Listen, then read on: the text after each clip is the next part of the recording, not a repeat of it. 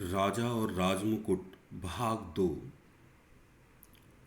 मैं Kaushal Kumar Sain, assistant professor political science, Babu Shobharam government arts college Alwar. पिछले video में हमने राजमुकुट और राजा के अंतर को पढ़ा।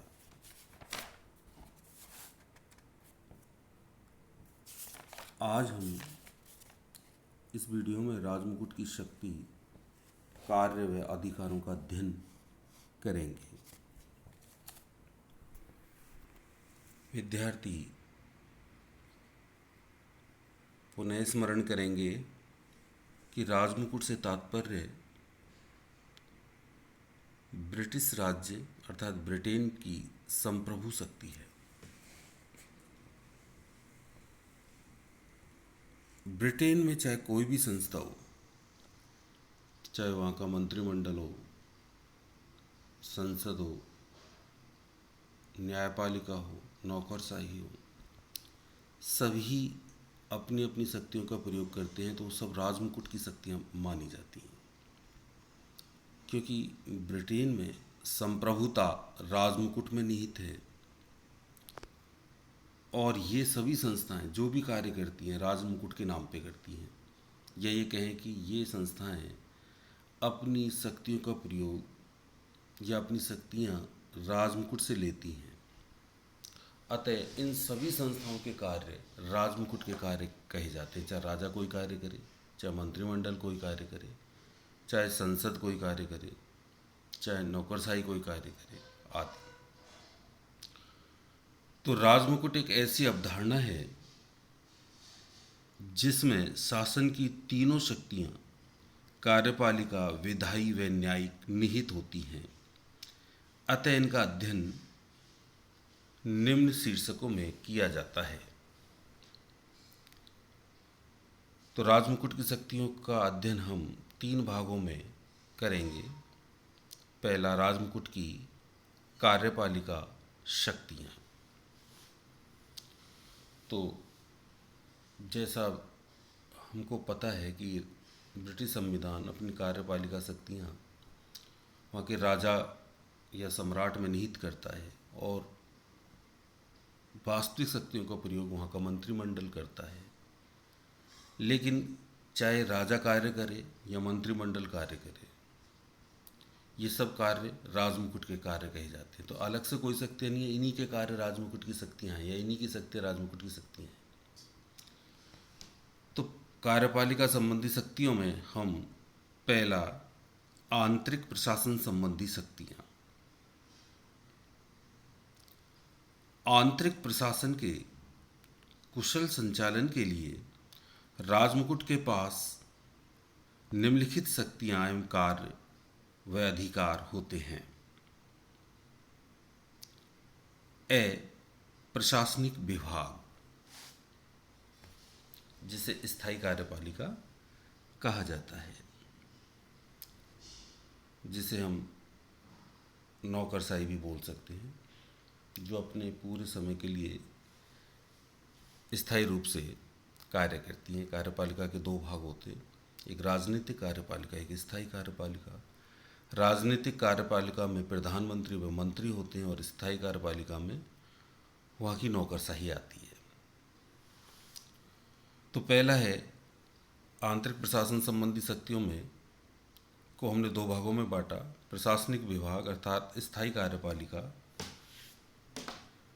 राजमुकुट प्रशासन के विभिन्न विभागों की नीतियों को तय करता है और उन्हें लागू करता है। दूसरा है राजनीतिक कार्यपालिका, प्रधानमंत्री व मंत्री। राजमुकुट प्रधानमंत्री की नियुक्ति करता है और उसकी सलाह पर अन्य मंत्रियों की नियुक्ति करता है। राजमुकुट राष्ट्रीय कानूनों को लागू करता है और राज्य की आंतरिक शासन व्यवस्था को बनाए रखता है। यद्यपि कानून संसद द्वारा बनाए जाते हैं, लेकिन संसद में जिस दल का बहुमत होता है उन्हीं की सरकार होती है, अर्थात मंत्रिमंडल उन्हीं का होता है। तो प्रधानमंत्री या उसकी मंत्रिमंडल जो भी, जब संसद की अधिवेशन होता है तो वहाँ बैठते हैं और अपने लिए कानून बनाते, देश के लिए कानून बनाते हैं। अंत में वो सम्राट के पास सिग्नेचर होने जाता है और तब वह जनता पे लागू होता है। लेकिन ये लागू भी मतलब कानून बनाने की शक्ति भी, अर्थात जो संसद की शक्ति है वो भी राजमुकुट की शक्ति है, और कानून को लागू करने की शक्ति वो भी राजमुकुट की शक्ति है, जिसे कार्यपालिका लागू करती है। राजमुकुट राष्ट्र वित्त का नियंत्रण करता है और इस उद्देश्य से संसद में बजट प्रस्तुत करता है। दूसरी कार्यपालिका संबंधी शक्तियां हैं विदेश नीति के संचालन संबंधी शक्तियां।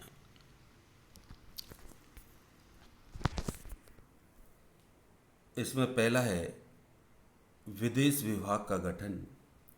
राजमुकुट विदेश विभाग का गठन करता है और विदेशों में ब्रिटेन के प्रतिनिधियों, राजदूतों एवं वाणिज्य दूतों की नियुक्ति करता है और अन्य देशों के प्रतिनिधियों की अपने देश में नियुक्ति पर स्वीकृति देता है। दूसरा है विदेश नीति। राजमुकुट अपने देश के हितों की रक्षा के लिए तथा अन्य देशों से संबंधों में वृद्धि के लिए विदेश नीति तय करता है। तीसरा है युद्ध एवं शांति आदि की घोषणा। राजमुकुट को तटस्थता, शांति या युद्ध की घोषणा करने का अधिकार है।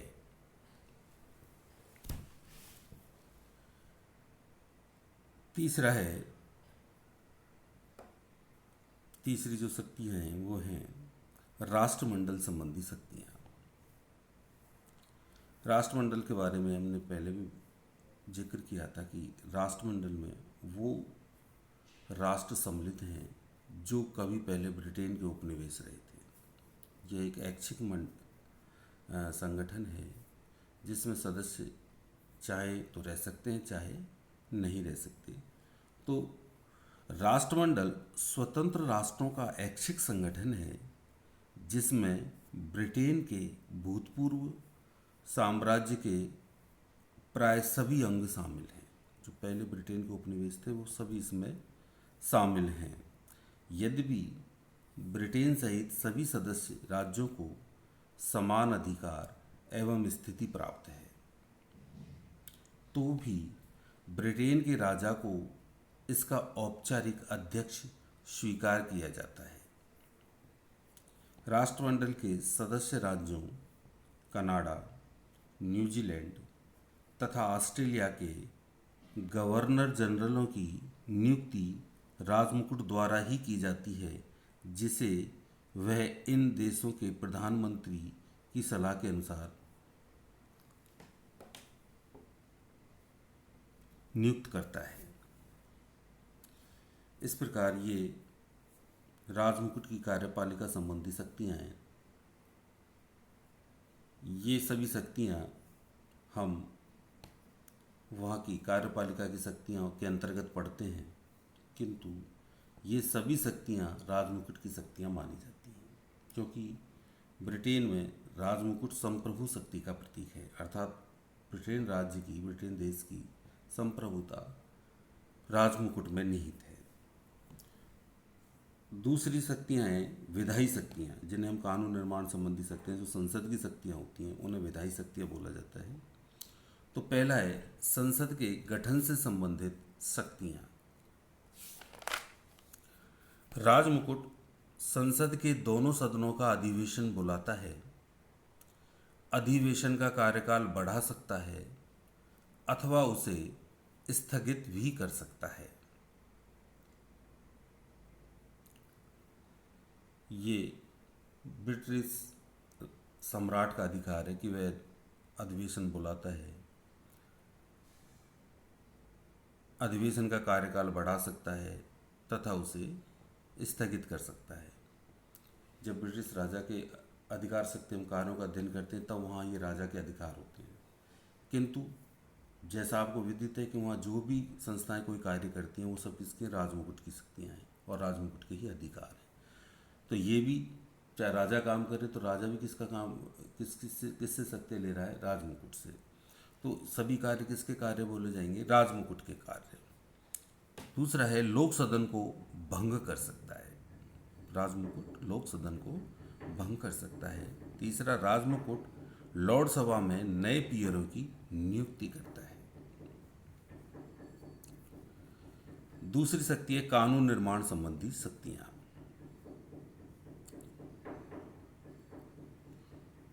कोई भी विधेयक, वित्तीय या गैर वित्तीय विधेयक, तब तक कानून का रूप धारण नहीं करता है जब तक उसे राजमुकुट की स्वीकृति प्राप्त ना हो जाए। यहाँ ध्यान रखने वाली बात है कि वित्तीय विधेयक राजमुकुट की पूर्व स्वीकृति से ही संसद में प्रस्तुत किया जाता है, किंतु सभी गैर वित्तीय विधेयक पहले संसद द्वारा पारित होते हैं और उसके बाद ही उन पर राजमुकुट की स्वीकृति प्राप्त की जाती है। इस प्रकार ये राजमुकुट की विधायिक शक्तियां हैं। अब हम राजमुकुट की न्यायिक शक्तियों का अध्ययन करेंगे। तो राजमुकुट न्याय का स्रोत है। ब्रिटेन में राजमुकुट को न्याय का स्रोत कहा जाता है। अतः ब्रिटेन में मौजूद सभी न्यायालय राजमुकुट के न्यायालय कहे जाते हैं। वे राजमुकुट के नाम पर ही न्याय का कार्य करते हैं।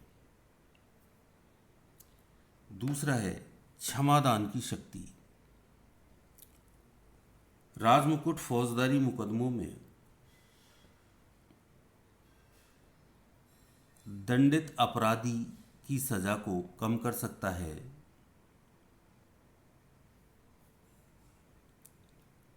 अथवा पूरी समाप्त कर सकता है। वह मृत्यु दंड के अपराधी को भी क्षमादान दे सकता है। अगली न्यायिक शक्ति है न्यायाधीशों की नियुक्ति व पदमुक्ति। राजमुकुट विभिन्न न्यायालयों के न्यायाधीशों की नियुक्ति करता है और जब संसद के दोनों सदन न्यायाधीश के विरुद्ध महाभियोग प्रस्ताव पारित कर देते हैं तो राजमुकुट उसे पदमुक्त कर देता है। इस प्रकार ये राजमुकुट की न्यायिक शक्तियां हैं।